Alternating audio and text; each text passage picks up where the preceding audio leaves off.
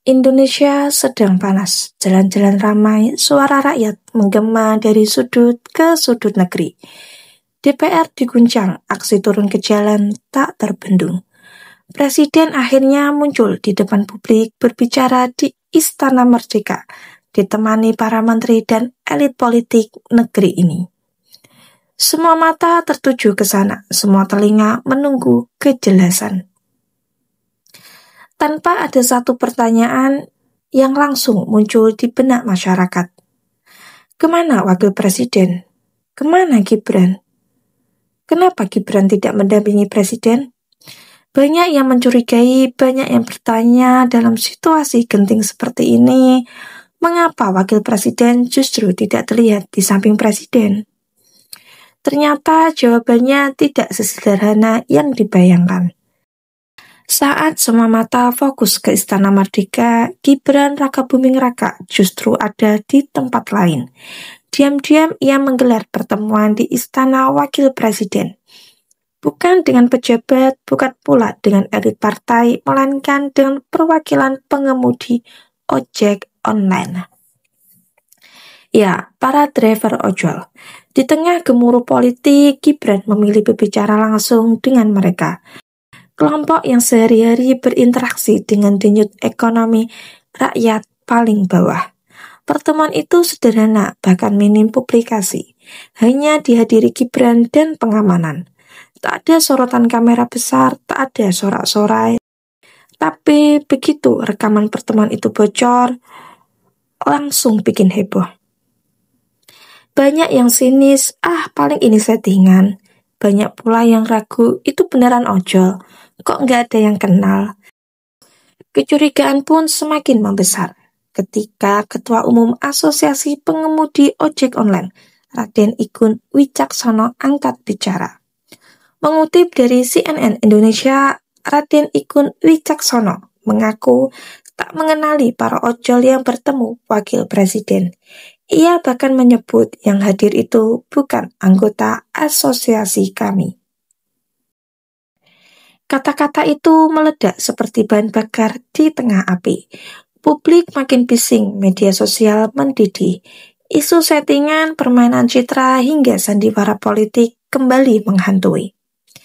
Namun tuduhan itu tidak dibiarkan menggantung. Grab angkat bicara, Gojek ikut bersuara, dan Maxim pun turun memberikan klarifikasi.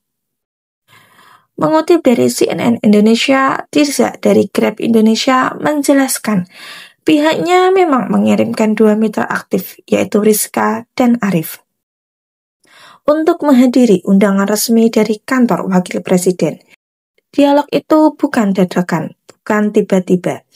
Kami diundang bersama aplikator lain untuk menghadiri perwakilan mitra pengemudi. Sebuah kesempatan langka bagi para driver untuk bicara langsung dengan pemerintah di tengah situasi yang sedang kacau. Jadi pada hari Sabtu tanggal 30 Agustus 2025, kami beserta aplikator atau perusahaan aplikator lainnya dihubungi oleh pihak kantor Wakil Presiden Republik Indonesia untuk menghadirkan perwakilan mitra driver atau mitra ojol untuk diskusi bersama Pak Wapres atau Pak Wakil Presiden. Nah, tujuannya pada saat itu kami diinformasikan. Itu Muhammad Rahman Thohir, akrab disapa Cang Rahman, mitra aktif dan mengkonfirmasi bahwa yang bersangkutan adalah bernama Muhammad Rahman, dan betul yang bersangkutan atau beliau adalah mitra Gojek. Beliau adalah mitra Gojek aktif sejak tahun 2015.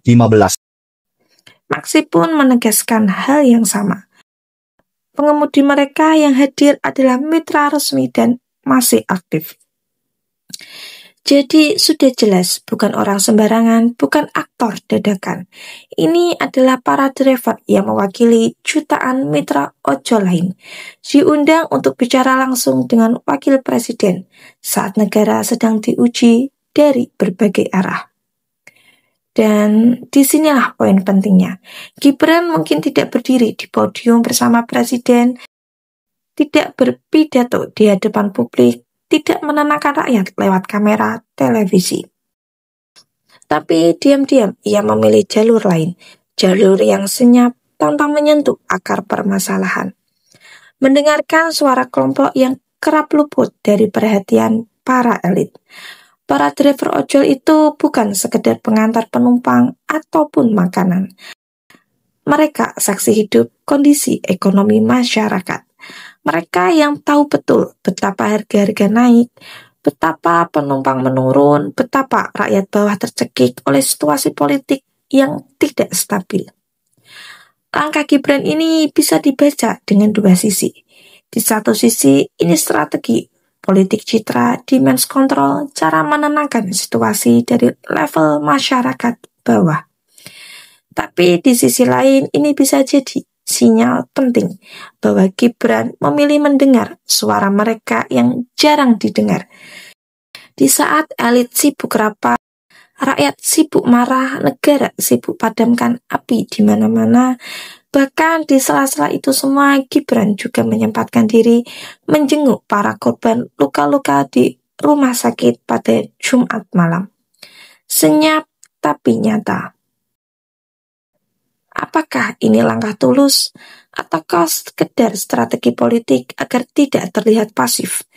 Apakah Gibran sedang membangun citra di saat negara terbakar? Atau ia memang punya cara berbeda untuk turun tangan?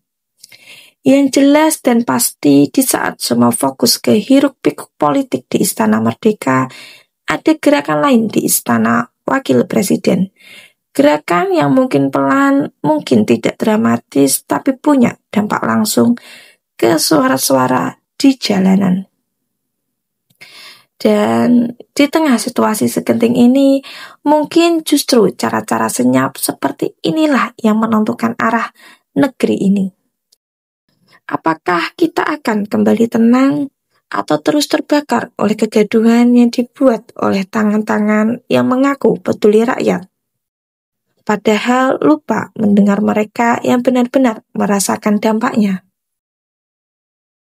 Jangan lupa like and share ke teman-teman kalian supaya teman-teman kalian juga tahu berita terupdate baik dalam dan luar negeri.